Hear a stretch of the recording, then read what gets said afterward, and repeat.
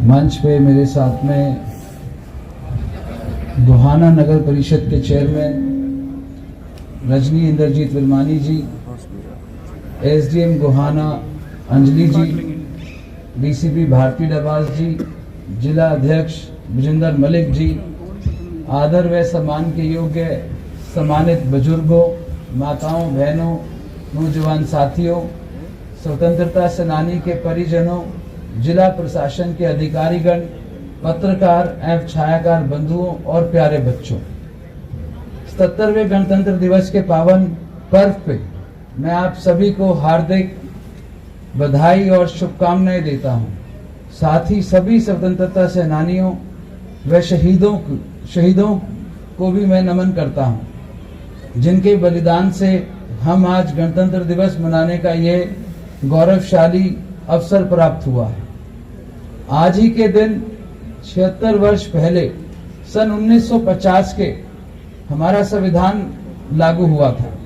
इसी संविधान ने हमें न्याय, स्वतंत्रता, समानता के मौलिक अधिकार दिए, लोकतांत्रिक गणराज्य बना। इस अवसर पर मैं संविधान निर्माता बाबा साहब भीमराव अंबेडकर सहित संविधान सभा के तमाम सदस्यों को नमन करता हूं। आज का ये ऐतिहासिक दिन देशवासियों को एक मजबूत राष्ट्र के रूप में आगे बढ़ने के लिए साहस और प्रेरणा देता है। देश को आजादी दिलाने के लिए राष्ट्रपिता महात्मा गांधी, नेताजी सुभाष चंद्र बोस, लाला लाजपत राय जी, सरदार वल्लभ भाई पटेल जी, डॉक्टर राजेंद्र प्रसाद जैसे महापुरुषों और स्वतंत्रता सेनानियों ने कड़ा संघर्ष किया है। भाइयों बहनों, स्वतंत्रता के बाद से ही भारत दुनिया में एक बड़ी ताकत और अपनी पहचान बनाने के लिए कामयाब रहा है।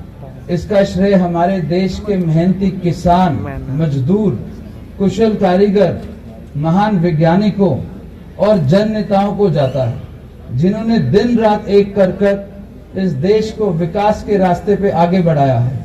आज हमारे देश के प्रधानमंत्री श्री नरेंद्र मोदी जी के नेतृत्व में चहुमुखी प्रगति कर रहा है। आज देश ने सिर्फ मिसाइलें नहीं बनाई, बल्कि चंद्रयान, सूर्ययान और मंगलयान जैसे मिशन भी सफलतापूर्वक पूर्ण किए हैं। भारत चंद्रमा के दक्षिण ध्रुव पे चंद्रयान 3 उतारने वाला दुनिया का पहला देश बन गया है। भाइयों बहनों, देश की प्रगति के इस सफर में हरियाणा का भी महत्वपूर्ण योगदान है। स्वतंत्रता आंदोलन में अग्रणी भूमिका निभाने वाले हरियाणा वासियों की याद में अंबाला में स्वतंत्रता संग्राम स्मारक बनाकर तैयार हो गया है। इसके साथ ही शिक्षा, स्वास्थ्य एवं खेलों में भी हमने नई ऊंचाइयों को छुआ है। आज हमारी विभिन्न नीतियों और योजनाओं का देश के दूसरे राज्य अनुसरण कर रहे हैं। आज भी हरियाणा के नौजवान सेना में भर्ती होना अपनी शान समझते हैं। यही कारण है कि आज भारतीय सेना का हर 10वां जवान हरियाणा प्रदेश से है। हम अपने शहीदों के बलिदानों का कर्ज तो नहीं चुका सकते, लेकिन उनके परिजनों को देखभाल करके उनके प्रति सम्मान जता सकते हैं। साथियों, मैं देश की सीमाओं की सुरक्षा करने वाले वीर सैनिकों को नमन करता हूं। इस देश में हमने सैनिक व अर्धसैनिक कल्याण विभाग का गठन किया है। युद्ध के दौरान शहीद हुए हरियाणा के सैनिक और अर्धसैनिक बलों को जवान तथा अग्निवीर की अनुग्रह राशि 1 करोड़ रुपए कर दी गई है। अग्निवीर के लिए सीधी भर्ती में 10% आरक्षण प्रबंध किया है। भाइयों बहनों, सुशासन से सेवा के संकल्प को लेकर चलते हुए वर्तमान सरकार ने प्रधानमंत्री श्री नरेंद्र मोदी जी के सबका साथ सबका विकास और हरियाणा एक हरियाणवी एक के मूल मंत्र पर चलते हुए समस्त हरियाणा प्रत्येक हरियाणवी की तरक्की और उत्थान की दिशा में लगातार कार्य किए हैं। भाइयों बहनों, देश की आजादी से लेकर लंबे समय तक गरीब कल्याण की बातें तो की जाती रही, लेकिन उनका लाभ जरूरतमंद व्यक्ति तक नहीं पहुंच पाया। लेकिन वर्तमान भाजपा सरकार ने पंडित दीनदयाल उपाध्याय जी के अंत्योदय के सिद्धांत पर चलते हुए पर देश के सभी परिवारों को पहचान पत्र बनाया, जिससे जरूरतमंद परिवारों को घर बैठे ही सरकारी योजनाओं का लाभ मिल रहा है। भाइयों बहनों, आज आम जनता और सरकार का सीधा संपर्क है। आज सरकारी योजनाओं को बिना भेदभाव से लागू किया जा रहा है। गरीब, मजदूर, किसान और हर योजना का लाभ सीधा उनके खाते में दिया जा रहा है। जैसे गरीब की बेटी की शादी में 71,000 रुपए का कन्यादान, बुजुर्ग, विधवा व दिव्यांग की 3200 रुपए की मासिक pension, BPL card, Chirayu card का लाभ, किसान को उनकी फसल का सीधा खाते में भुगतान, किडनी रोग से पीड़ित रोगियों को सभी सरकारी अस्पताल एवं मेडिकल कॉलेज में निःशुल्क डायलिसिस की सुविधा दी जा रही है। आयुष्मान भारत चिरायु योजना के तहत 70 साल से अधिक बुजुर्गों को 5 लाख रुपए तक का स्वास्थ्य लाभ दिया जा रहा है। गरीब परिवारों के लिए हरियाणा रोडवेज के बसों में 1000 किलोमीटर तक की निःशुल्क सालाना यात्रा के लिए हैप्पी कार्ड योजना शुरू की गई है। प्रधानमंत्री आवास ग्रामीण तथा शहरी योजना तहत गरीब को लगभग 1 लाख मकान दिए गए हैं, जबकि लगभग 50,000 मकान निर्माणाधीन है। मुख्यमंत्री आवास योजना शहरी के तहत 14 शहरों में 15,256 गरीब परिवारों को एक मरले के प्लॉट दिए जा चुके हैं। 16 शहरों में 15,251 प्लॉट की बुकिंग पूरी की जा चुकी है और जल्द ही लाभार्थियों को ड्रॉ के माध्यम से प्लॉट दिए जाएंगे। मुख्यमंत्री आवास योजना ग्रामीण के तहत 2 चरण में 50-100 वर्ग गज के 12,031 प्लॉट दिए गए हैं। हर गरीब को राशन मिलने में परेशानी ना हो, इसके लिए राशन बांटने की व्यवस्था को पारदर्शी बनाया गया है। गरीब परिवारों के बच्चों को प्राइवेट स्कूल में पढ़ाने के लिए चिराग योजना चलाई गई है। कौशल रोजगार निगम के माध्यम से कर्मचारियों को भर्ती में भी गरीब परिवार के युवाओं को प्राथमिकता दी जा रही है। इसके अलावा निगम के माध्यम से लगे कर्मचारियों की नौकरी सुरक्षित करने का प्रावधान किया गया है। भाइयों बहनों, एमएसपी पर सभी 24 फसलों की खरीद का सीधा 48 घंटे में किसान के खाते में राशि भेजी जा रही है। किसान को 415 रुपए प्रति क्विंटल तक गन्ने का भाव दिया जा रहा है। इसके अलावा फसल खराब का मुआवजा,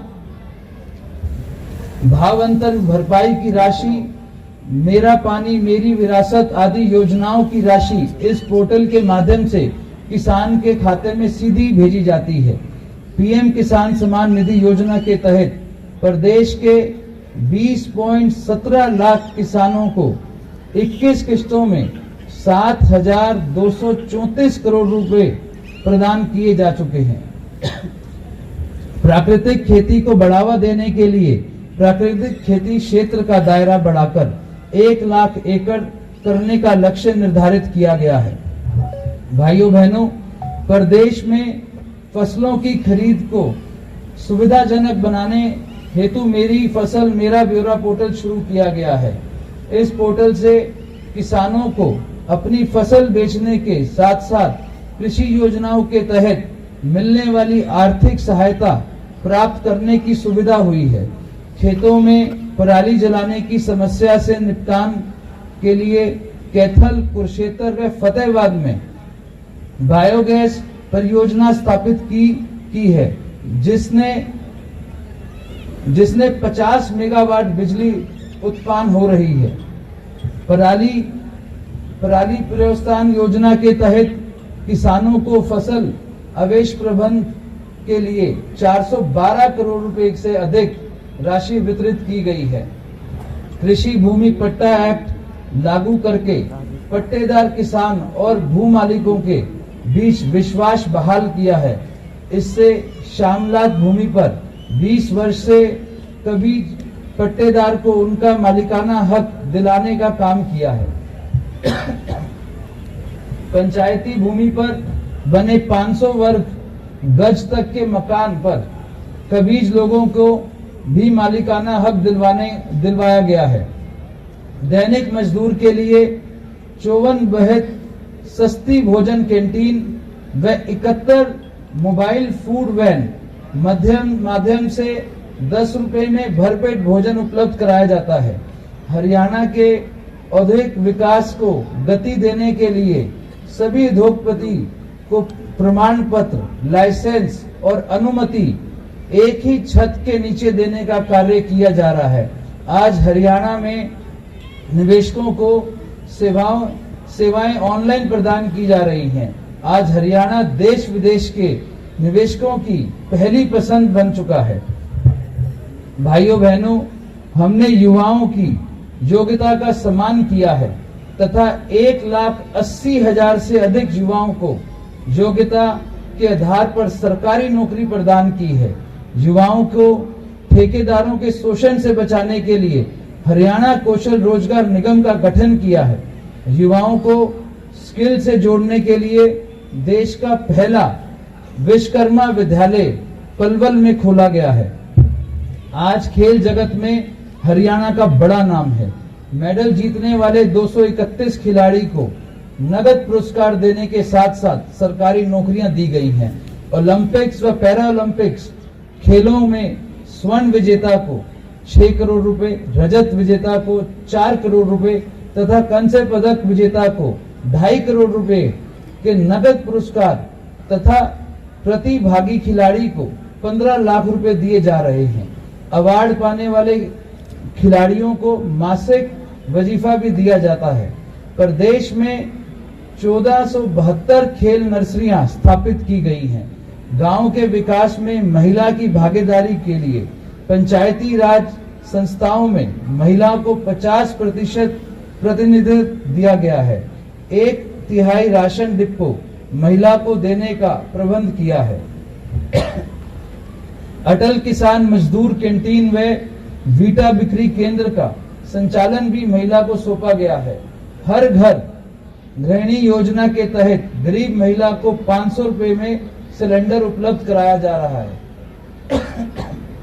भाइयों बहनों, बहन बेटियों को उच्चतर शिक्षा की सुविधा प्रदान करने के लिए सरकार ने 20 किलोमीटर के दायरे में एक कॉलेज स्थापित किया है। प्रदेश में अब तक 81 नए कॉलेज खोले गए हैं। इनमें से 31 केवल लड़कियों के लिए हैं। महिलाओं के लिए लाडो लक्ष्मी योजना लाई गई है। अब तक 3 किस्तों में 8.63 लाख से अधिक महिलाओं को खाते में 441 करोड़ रुपए की राशि भेजी गई है।